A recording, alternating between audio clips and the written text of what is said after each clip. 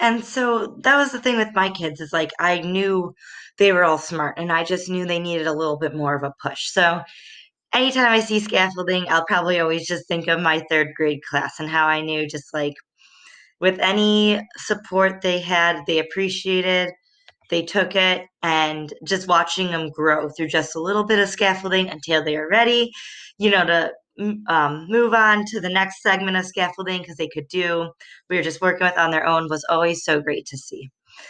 So let's move on to the last slide of preparing students to meet the learning objectives. So there's a couple ways that I did this within my lesson. Number one, I had a mini lesson planned before the activity. So what the mini lesson that I had planned was to do the preamble. And the preamble is a rough one. And I know this, but I thought it would be a fun one for the students to see that, yes, this is tricky. We're going to do it together. We can work out, we could see, I was going to choose a couple students, have them, see what they're visualizing and kind of see what kind of views they got. And then probably after that, watch the video of the Schoolhouse Rock preamble because that has really good visuals, really cute, super catchy song. So that was my idea for the mini lesson to help them prepare to meet the learning objectives. And then I was also, of course, going to go over what was expected of the students before they begin the activity so they know what to do and what I am looking for.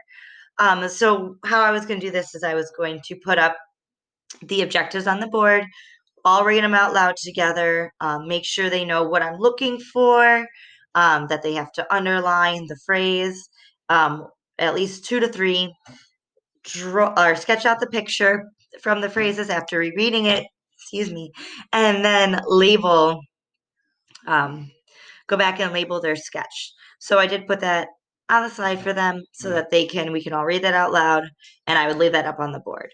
Students will have the example left on the board so that they can refer to how to do the strategy of sketch to stretch if needed.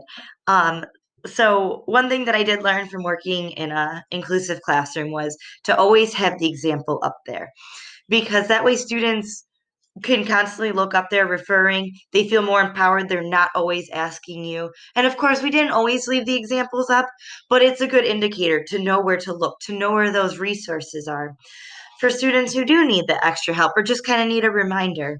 Of course, if I was going to test them on this would be a little bit different, but it's a strategy. So they're just learning to use it almost more so for their own personal use. And that's what I wanted to get out of this lesson plan was the students learn how to use the strategy for their own personal use and hopefully learn something from it. And number four, I'll be walking around the classroom assisting in scaffolding as needed terms, ideas, questions, etc., vocabulary words.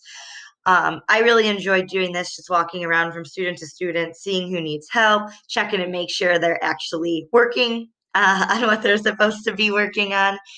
And some things that I could see running into, though, even though I do have this stuff prepared for me, my learning objectives, as we're getting more towards the end of the slide, is just students getting off task and maybe just drawing a fun picture or seeing a word that reminds them of something and just drawing a picture and then saying that relates to it. So I'd really want to touch base after teaching this lesson and see how students did with it, what they were actually doing versus what they should have been doing, or what my expectations were, I should say. So it would be a fun lesson. I wish I could teach it. Unfortunately, this age range isn't going on right now, and I can't teach it to the toddlers that I teach, but I was really pleased reading this book. Thank you for the opportunity, and I hope you have a great summer. Bye.